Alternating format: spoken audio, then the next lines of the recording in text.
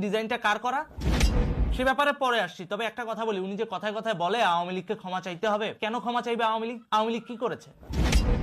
রাস্তায় নামলি তোরা, মারামারি করলি তোরা, রাষ্ট্রের সম্পদ ভাঙচুর করলি তোরা, পুলিশের গায়ে আঘাত করলি তোরা। এখন আত্মরক্ষার্থে যখন আইন এবং রাষ্ট্রের সংবিধান মেনে তোদের বিরুদ্ধে অ্যাটেম্প নিল সরকার, অমনি দোষ হয়ে গেল, অমনি গণহত্যাকারীর মব জাস্টিস শুরু হয়ে গেল।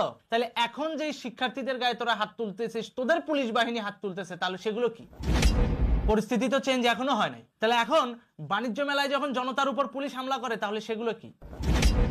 বলা হয় সংস্কার সংস্কার সংস্কার। এই যে নায়িকা বাঁধন, আল্লাহ জানে ওর 40 মনে হয়ে গেছে, ওরে আর এখন দেখা যায় না টেলিভিশনে। ও এখন চুপ করে আছে কেন? এত এত মানুষ মারা যাচ্ছে, কিচ্ছু বলে না কেন? বলতেছে না রিপোর্টেড খুন, মানে যেটা একেবারে খাতা কলমে নথিভুক্ত রিপোর্টেড খুন 947টা, যেটা নিয়ে রুমিন ফারহানা 71 টিভিতে এই প্রেস সচিবকে কোশ্চেন করেছে।